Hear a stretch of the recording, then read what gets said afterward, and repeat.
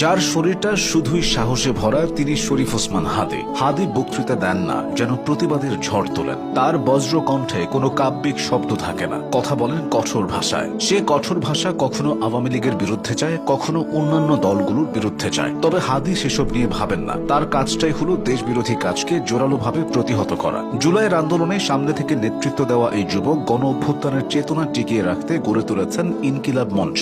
এই মঞ্চের মূল উদ্দেশ্য ছিল শোষণমুক্ত সমাজ ব্যবস্থা গড়ে তোলা এবং ফ্যাসিবাদ বিরোধী সংগ্রামকে তীব্রতর করা। শরীফ ওসমান হাদী একাধারে একজন সংগঠক, অ্যাক্টিভিস্ট, শিক্ষক ও লেখক। জনপ্রিয় ও বহুল পরিচিত কোচিং প্ল্যাটফর্ম সাইফুরসে দীর্ঘদিন থেকে শিক্ষকতা করছেন তিনি। তার কাছে ইংরেজি শেখা বহু শিক্ষার্থী এখন দেশ বিদেশের ভালো ভালো জায়গায় কাজ করছেন। শরীফ ওসমান হাদীর জন্ম ঝালকাঠির নলছিটি উপজেলার এক সম্ভ্রান্ত মুসলিম পরিবারে। হাদীর বাবা ছিলেন নিজ এলাকার খুবই সম্মানিত মানুষদের একজন। তিনি মাদ্রাসায় শিক্ষকতা করতেন, আবার মসজিদের ইমাম হিসেবেও দায়িত্ব পালন করতেন। ন্যায়কে ন্যায় বলা আর অন্যায়কে অন্যায় বলার এই সাহস হাদী তার বাবার কাছ থেকেই পেয়েছেন। পরিবারের 3 ভাই বোনের মধ্যে হাদী সবার ছোট। শিক্ষা জীবনের শুরুতে তিনি পড়ালেখা করেছেন ঝালকাঠির বিখ্যাত নেসারাবাদ কামিল মাদ্রাসা থেকে।